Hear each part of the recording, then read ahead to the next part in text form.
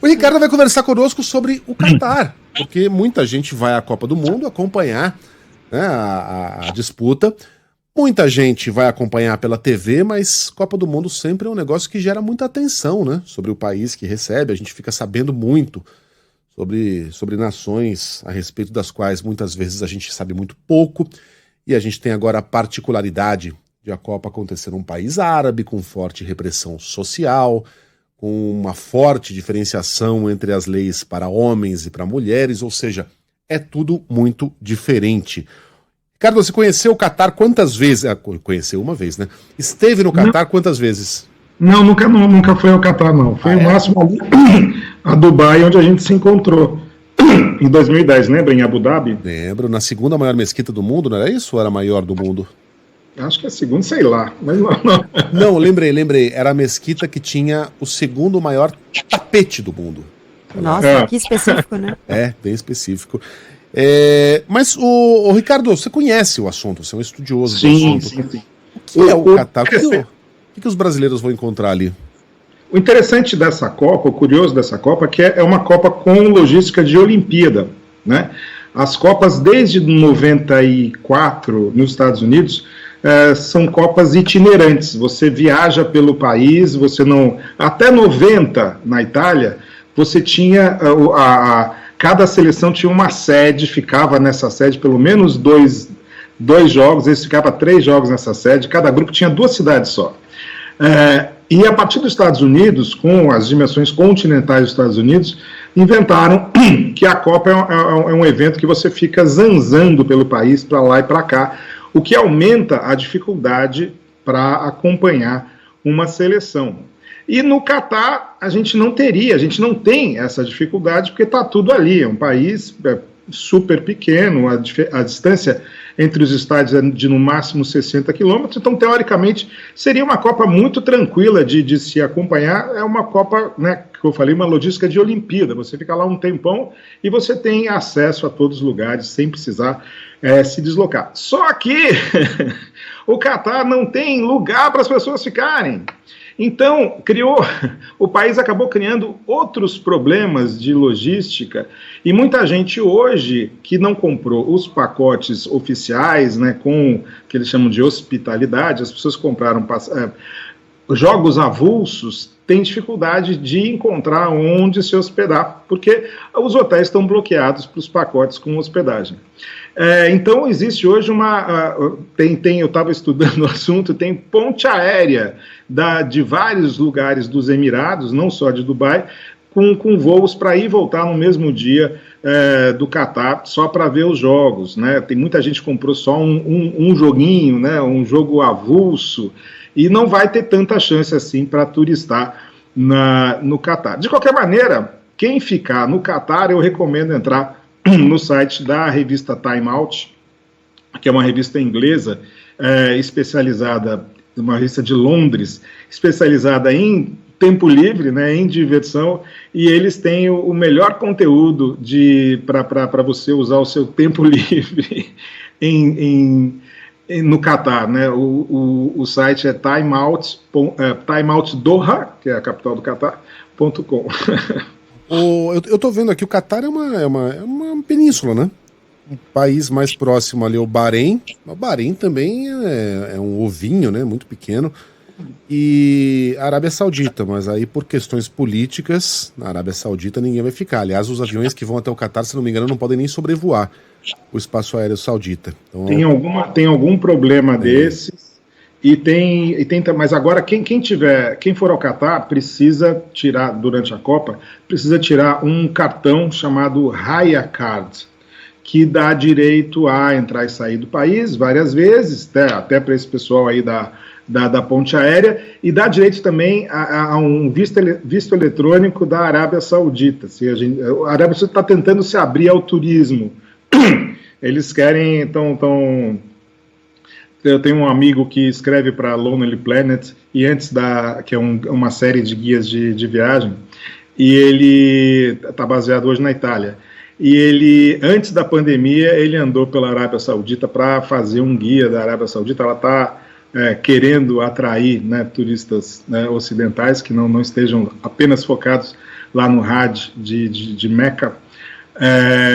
Mas ontem eu achei uma notícia muito interessante, porque muita gente estava querendo alugar carro em Dubai e ir de carro para Doha, e eles inventaram uma taxa de 5 mil reais, que dá 7.500 reais para você ir de carro pela Arábia Saudita, ir até Doha, só que você tem que deixar o carro na fronteira e pegar um ônibus. É uma complicação. Essa Copa vai ser a Copa das surpresas.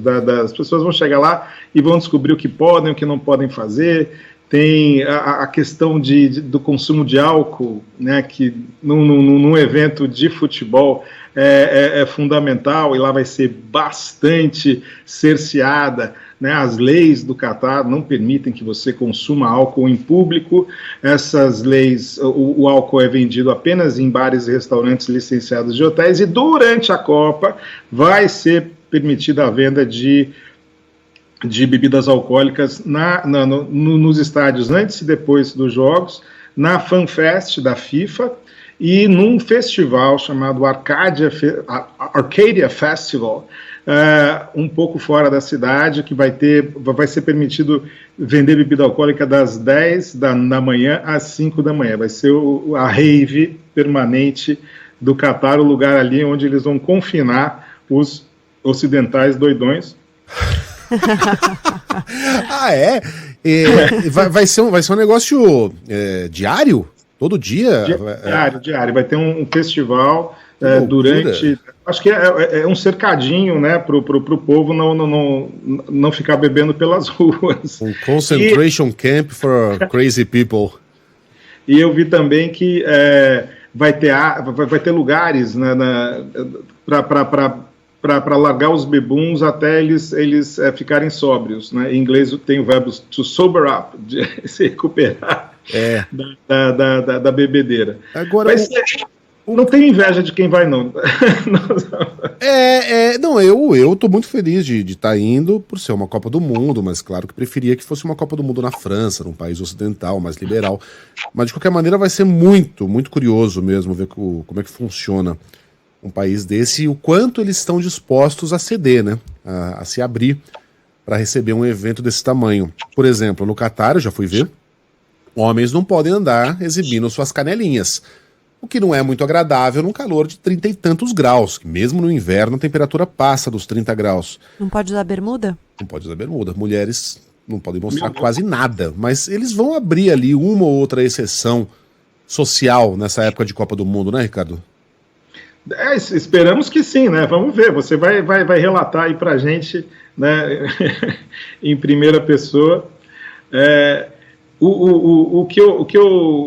Quando eu penso nessa Copa, eu me lembro, vai ficar mais uma vez, a nossa Copa, a Copa do Brasil de 2014, vai ficar mais 4 anos em cartaz como a mais memorável dos últimos tempos, porque a da Rússia também não foi essas coisas, e a nossa foi sensacional. O ambiente que a gente teve aqui, a gente pensando a torcida da Holanda andando em Porto Alegre, em Salvador, arrastando as pessoas, é uma coisa linda, os argentinos invadindo aqui o Rio de Janeiro, uma coisa maravilhosa. Isso dificilmente a gente vai ver isso lá no Catar, não viu na Rússia, e a gente vai ficar mais... Só a gente não lembra que essa Copa foi maravilhosa, porque a gente teve o 7-1 no final, que prejudica a nossa memória, mas foi uma Copa espetacular que a gente fez aqui. Teve um ouvinte que mandou mensagem para cá e disse que esteve no Catar em 2019 com o Flamengo, que ele gostou do país, e ele disse que conseguiu usar bermuda, Megali. Ah, foi? Eles devem abrir exceções. Por exemplo, tem um bairro lá de Doha que foi reservado para a construção de novos prédios, né, de condomínios que vão receber muitos dos jornalistas e turistas estrangeiros, até porque ele fica perto lá do IBC, né, que é o Centro Internacional de Transmissão, e do Centro Internacional de Imprensa. Grandes centros de convenções, no Rio de Janeiro, por exemplo, foi no Rio Centro. E ali parece que vai haver um ambiente mais ocidentalizado. Tem uma marina ali com uma prainha, vai ser possível você tirar a camisa e mergulhar no mar, né, mergulhar nas águas do Golfo Pérsico. Coisa que você não pode fazer na cidade, Ricardo. Tem clubes de praia lá em Doha. Você pode ir à praia, tem praia. Clubes de praia.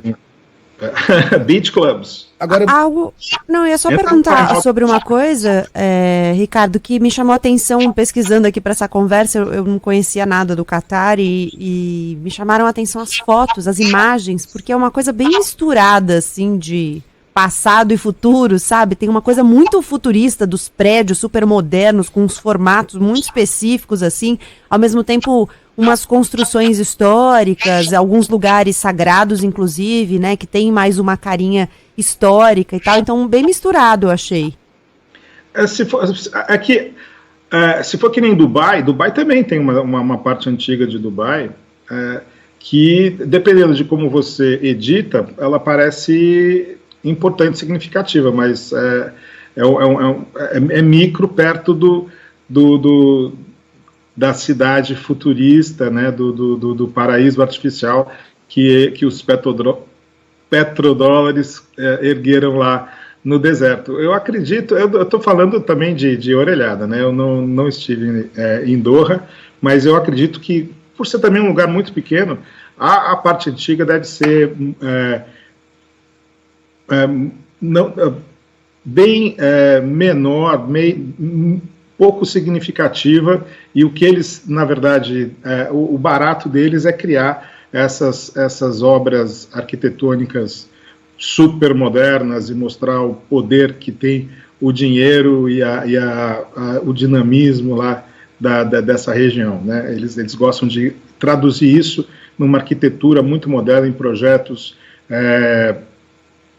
muito fotogênicos, instagramáveis, essas coisas. Agora, a Copa, Ricardo, nem a Copa e nem a Olimpíada servem como catalisador de turistas, né? Claro que temporariamente sim, o Catar vai receber muito mais gente que jamais recebeu, mas isso não quer dizer que vá virar um centro turístico, um polo de visitantes como Dubai, por exemplo, não necessariamente. E historicamente não tem sido assim, né? As promessas que os políticos fazem às suas populações, isso vai nos colocar no mapa do turismo mundial, vai gerar divisas, vai gerar empregos, vai melhorar a nossa vida. Isso não se concretiza. Parece que o único caso mais emblemático deles é o de Barcelona. Barcelona virou uma cidade que recebe mais turistas que o Brasil inteiro por ano. Mas não acontece em geral, né? O Brasil não passou a receber... Oi? Teve um lugar que mudou. Qual? Alemanha. Ah, é verdade. A Alemanha usou a Copa de 2006, e esse devia ter sido o modelo para a gente aqui no Brasil. A Alemanha usou a Copa de 2006 para mostrar para o mundo que ela era um país hospitaleiro e visitável, e era um lugar bacana de visitar. E eles fizeram tudo para as pessoas se sentirem bem dessa maneira. Eles criaram, as FanFests foram criadas na Alemanha para as pessoas que não tinham ingresso. Eles estavam preocupados em trazer para a Alemanha as pessoas que não iam poder ver a Copa, mas iam aproveitar o ambiente da Copa na Alemanha. Essa foi a grande ideia da Alemanha, que a gente não copiou. A gente ficou martelando a cidade-sede. A cidade-sede não tem a menor importância. Ninguém vai voltar para Cuiabá, porque teve 3 jogos da Copa em Cuiabá, né? As pessoas não estão... A gente se lembra das cidades que o Brasil, onde o Brasil jogou na África do Sul? Não, né? Na Alemanha teve jogo em Dortmund. Dortmund é uma cidade industrial que ninguém jamais vai visitar. Porém, né, nesse contexto da Copa, a Alemanha criou um passe de trem que você comprava, e você tinha direito a andar de trem na Alemanha inteira, e você pode cruzar a Alemanha de trem num dia, em poucas horas, e você não precisava nem se hospedar na cidade onde o seu time ia jogar, ou você podia pegar um trem e ir para a cidade nesse dia e ficar fazendo festa, mesmo sem ir para o jogo. A Alemanha mudou o patamar dela de percepção e de atração de turistas. O que a gente aqui no Brasil não aproveitou, que a gente foi muito incompetente no follow-up, depois da Copa.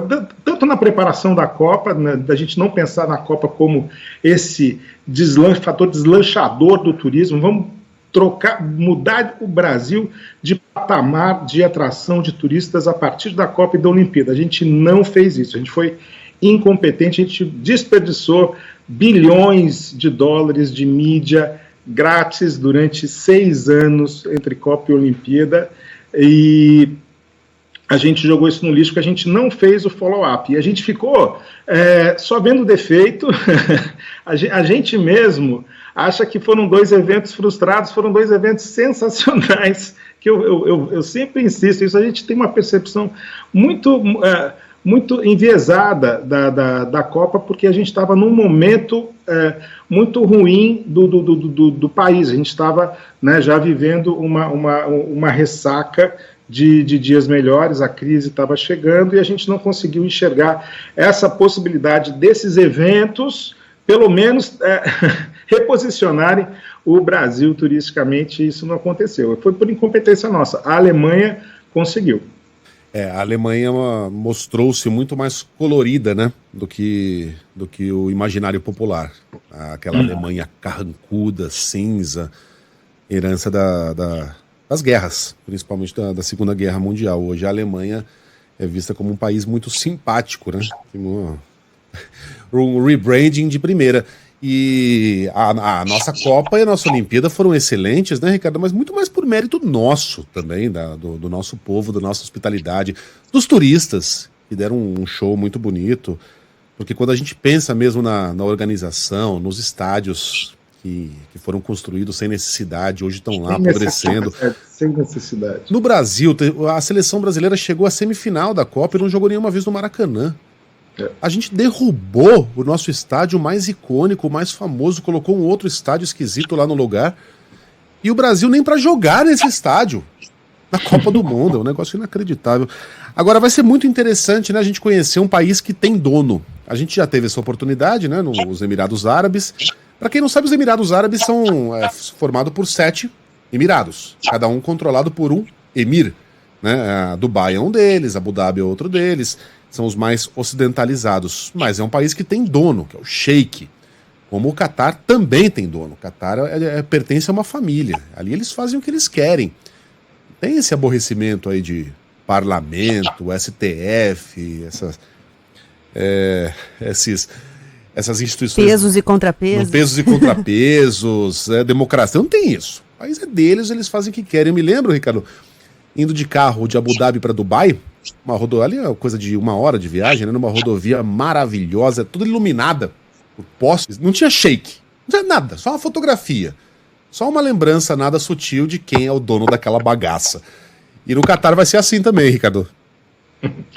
Uma coisa interessante deles serem tudo deles lá, é que o melhor pacote para ver a Copa é da Qatar Airways, né? Eles até ontem eu achei ainda tinha alguns pacotes disponíveis para a primeira fase do Brasil, com mais um jogo extra, e também para a semana 2, e para as quartas de finais e para as oitavas, que são os únicos pacotes que você compra com passagem, hospedagem, e está tudo resolvido para você.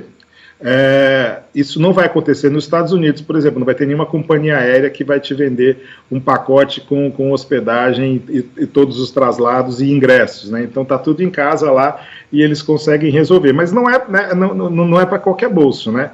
O pacote da primeira fase custa R$107 mil para você voltar no dia 3 de dezembro, mas ontem ainda tinha para vender, né? Tive um mini infartinho aqui.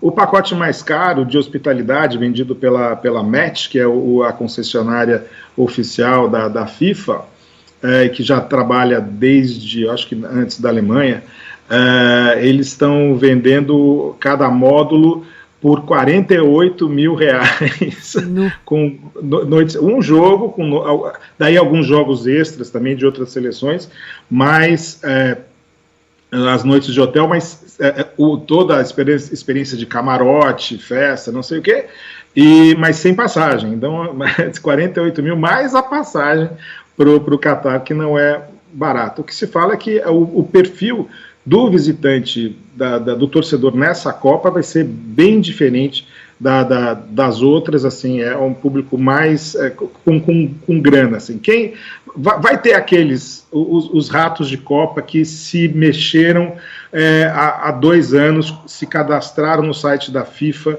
para entrar na loteria, para conseguir os ingressos quando eles abrissem. Muitos compram ingressos sem nem saber quem vai jogar, né, vai na sorte de conseguir pegar o jogo da seleção. Esses que se programaram bem antes, compraram passagem, conseguiram hospedagem ainda a um preço palatável, são uma minoria. Esses que vão organizados, com agência, com pacote, é um pessoal bem mais endinheirado do que nas últimas Copas, é um público camarote mesmo, é super elite. Eu acho que não vai ser uma Copa de torcedores muito de charanga, né? Que faz parte também, né? Aquele bando de argentino dormindo na praia, ocupando isso. Era maravilhoso, maravilhoso. Muito bom. Você falou de grana, vou só, antes da gente encerrar, contar uma historinha aqui. Dubai, né? Como é que você ostenta em Dubai, Gabi? Porque se tem uma coisa que rico mesmo gosta de ostentar, né? Como é que você ostenta? Você não vai comprar um relógio caríssimo? Pô, mas todo mundo tem. Você vai dirigir uma Ferrari? O seu jardineiro tem uma Ferrari. Como é que você vai ostentar num país desses? Pela placa do carro. Isso a minha guia turística lá em Dubai estava me contando. Se você for lá numa concessionária de Dubai e falar, quero essa Lamborghini. O cara vai te dar uma Lamborghini com uma placa de 6 números. Isso significa que você é uma pessoa de classe média, porque você não tem dinheiro para comprar uma placa com menos números. 5 números custa mais caro. 4 números, mais ainda. Uma placa com 3 números custa mais que o carro. Placa de 2 números custa uma enormidade, mas não basta grana. Você tem que ser amigo da família do sheik. E placa com 1 número, elas existem, aí só os carros do sheik. Caramba. E placa de 1 e de 2 números não levam multa, pelo jeito. Ai de você, né? Os radares não pegam. Vai lá, amarelinho, vai multar. Placa de 1 número pra você ver o que acontece. Mas olha que loucura. A placa vale mais que o carro. Isso é ostentação no nível máximo, né? Nível hard. Ricardo, mais uma vez um prazer conversar contigo, obrigado por ter acordado cedo mais uma vez, vai curtir o seu sábado aí. Quais são as próximas viagens que estão no radar? Eu tô indo para Califórnia e para Nova York agora em novembro. Primeira viagem internacional pós-pandemia, antes da pandemia eu tinha ido só no México, então tô quietinho e essa vai ser a primeira. Tô bem entusiasmado. E em dezembro, Bahia, né? Todo mundo merece Bahia. Muito legal. Depois nos conte, tá? Porque a gente ouve tanto falar da degradação de cidades como São Francisco, Los Angeles, devastadas lá, né, pelos opioides, com as suas pequenas cracolândias se formando e a violência urbana crescendo bastante. Na volta você conta pra gente se o bicho é tão feio assim. Vou sim. Inclusive em São Francisco eu vou fazer um tour, já comprei um tour a pé com guia local, que justamente eu quero andar na rua e quero ver isso e quero saber dele, de pessoal de lá. E em Los Angeles, a minha experiência vai ser muito interessante. A minha missão é a seguinte: eu vou pegar um carro ao sair de São Francisco, vou fazer a viagem da costeira. De novo, eu fiz uma vez só e na época estava interrompida a estrada, sempre tem avalanche, daí a estrada fica anos interrompida, daí agora está funcionando, eu vou fazer ela inteirinha, vou até depois San Diego, passando Los Angeles, daí eu volto para Los Angeles, entrego o carro ao chegar em Los Angeles no aeroporto e vou ficar 5 dias em Los Angeles sem carro. Essa é a minha missão impossível de Los Angeles, que é testar Los Angeles de transporte público, que parece que o metrô lá está funcionando muito bem e tem aplicativo hoje, então dá para combinar essas coisas. Essa vai ser a minha tarefa lá. Os caras andam tanto de carro que dizem que quem mora em Los Angeles nem sabe que tem metrô na cidade. Tem uma cena ótima naquele filme LA Story com o Steve Martin, em que ele sai com a namorada, sai de casa, entra no carro, vamos lá, pessoal, filharada entrando no carro, aí ele dirige 20 metros, para o carro pra ir à casa do vizinho. Os caras São Paulo é meio assim, São Paulo é meio assim. Eu digo que São Paulo é parecido com Los Angeles e Nova York é mais Rio de Janeiro, porque a gente não tem carro, usa metrô, evita estacionar, sabe que é complicado, não vai à padaria de carro. Em São Paulo você vai à padaria de carro. É verdade. Em outros tempos, já estudei em San Diego, morei lá durante um tempinho, eu recomendaria ao nosso ouvinte a viagem, a esticadinha até Tijuana, para tomar um drink no inferno, numa cidade em que pode praticamente tudo, né, em comparação com as cidades americanas que não pode quase nada, mas parece que Tijuana tá sujeira demais, né, tá perigoso demais, então não vou fazer essa recomendação não, ou vá por sua conta e risco. Não vou ter tempo não, vou estar meio rapidinho demais. Ricardo, muito bom conversar contigo, meu irmão. Até a próxima, boa viagem. Até mais, boa Copa.